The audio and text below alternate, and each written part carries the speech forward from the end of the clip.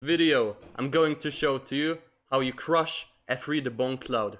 This opening has haunted numerous players and destroyed likes of Jeffrey Zhang. This really destroys your dignity when you lose to the move F3. So I'm here to show you how you can refute this opening, which is what you learned today. First move E5 and King F2. This is when the Bongcloud starts. And utilizing the engine, I was able to find a very good move order for black, exploiting white's king. Bishop c5 check, and in this position the main line is e3. However, let us look at some other alternatives.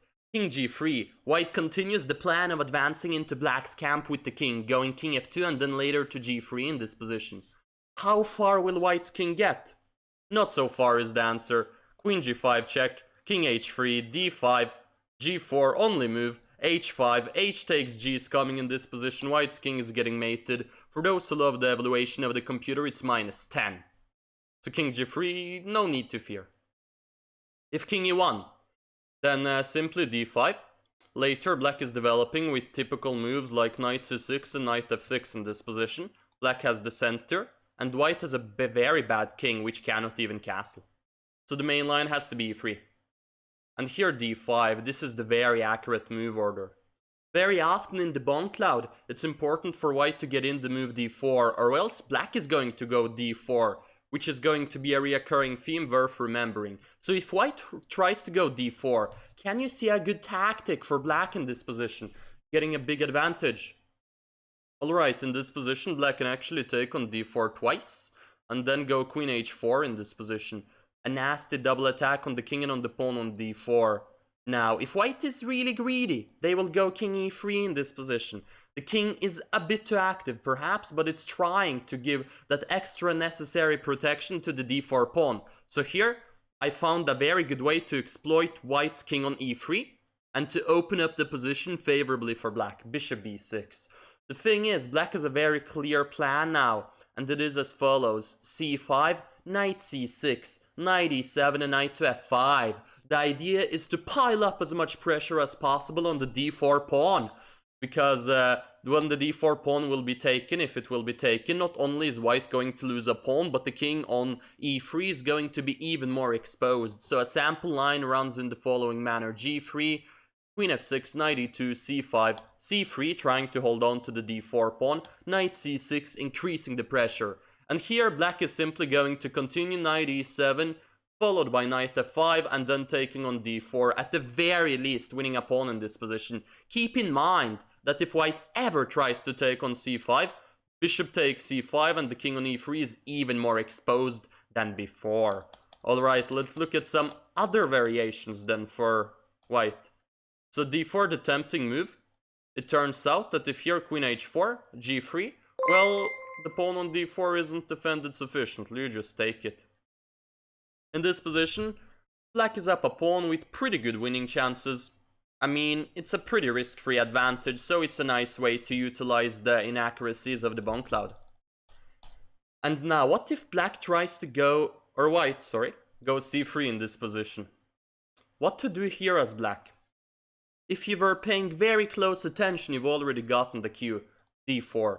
This is a very good move that is worth remembering. Black grabs space, and the pawn on d4 divides the white position into two parts. Furthermore, black is threatening to take on e3 in this position, when it turns out that taking back on e3 is not an option, as the queen on d1 will be hanging.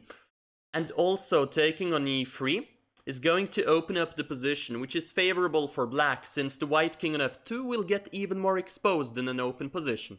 For instance, after queen c2, so that d takes e3 no longer drops the queen on d1, black has a very nice move in this position. Will you be able to see it? I'll give you, I don't know, 5 seconds to try and find it. Alright, in this position a5 is a great move. What's the idea of this move on the side of the board? It's simple. Black wants to ensure that white doesn't go b4, grabbing space and harassing the c5 bishop. A deep move, but in this position, black should prevent white from grabbing any kind of space, and then white will be squeezed flat like a pancake. And here after g3, a typical idea. Black is insisting on going bishop g2, knight e2, or going king g2 and developing the bishop to c4 or b5. Then simply f5, very good move, grabbing space, and the idea of this move will become clear very soon. King g2, the king is trying to step out of the pin by the c5 bishop and get to a safer square. Knight f6, developing the knight. Bishop b5, or bishop c4 we'll see a very similar position. Black's going to go for the same ideas here. c6, bishop e2, castles, c4, with the idea of going knight c3 in this position and completing development to the least awkward extent possible. And here there is a very good idea for black. After knight c3, or before that, before white gets the opportunity to complete development, e4 is a very good move. The white king on g2, we want to open it up a bit, want to make it a bit exposed. So e4, if knight c3, then already black has the tempting option to take on f3. And the pawn on e3 is an isolated pawn. The king on g2 is very weak, big advantage black. So it's very tempting to go f4, and here black has yet another deep idea, knight g4. Bishop takes g4, pawn takes g4. And in this position, the light squares around the white king are decisively weak. At some point, queen d3 could be an idea as well. And now to some other variations. In this position, also g3 could be tempting. Trying to go bishop g2, knight g2, and d4. If white is able to get all of those moves in time, white is a good position. However, black prevents it with some accurate play. What's the idea? You know it, d4 exactly. This is the idea we've been previously talking about. If black gets the option to play d4, which black nearly always does in this variation, since we play the accurate move order with bishop c5, not allowing white to play d4 on account of this pawn takes d4, queen h4 trickery. So very often d4 is the plan for the aforementioned reasons. The thing is, black is threatening to take on e3 in this position, and then the queen on d1, goodbye, goodbye dear lady. So hence, white has to be very, very cautious in this position. How to defend against pawn takes e3 here? Well, if black tries to take on d4, you guys think it's a good idea?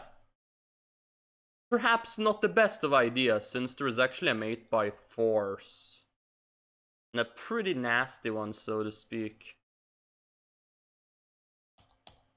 So that's not a way to deal with the threat pawn takes c3, winning a pawn and dismantling the king's safety to an even further extent. What about queen e2? A solid move trying to hold on to the e3 pawn. Here a simple developing move, knight f6 followed by castles. With a much better king, much better developed pieces, the center is giving a decisive advantage. And what about e4 in this position? If white now somehow manages to go d3 in this position, close it all down. Maybe white isn't doing too badly at all. However, we take the moment. We have to be dynamic in this position, and we go d3. Dismantling white's king's safety even further and giving a check. It turns out that after king g2, queen d4, dealing with the threat of queen f2 becomes highly inconvenient. This is a mate in one threat, so taking the pawn on d3 is not possible. And if knight h3, let's say, yeah, an attempt to defend against the mate on f2, then black is able to generate a humongous attack by taking on h3, later going h5, and then black simply wants to go h4 and expose the white king to the greatest possible extent, and the white king is going to suffer immensely. I hope this video helped you out with how to dismantle the Bongcloud. And feel free to subscribe to the YouTube channel. Feel free to follow me on Twitch, which is actually where I made a video. I stream there 4 times a week. 11 o'clock Central European Time on the weekends, 19 o'clock Central European Time, Thursday and Monday. If you want to remember this video and these ideas even better, perhaps it's even worth rewatching and relooking at the video to remember all the lines of how to dismantle the Bongcloud.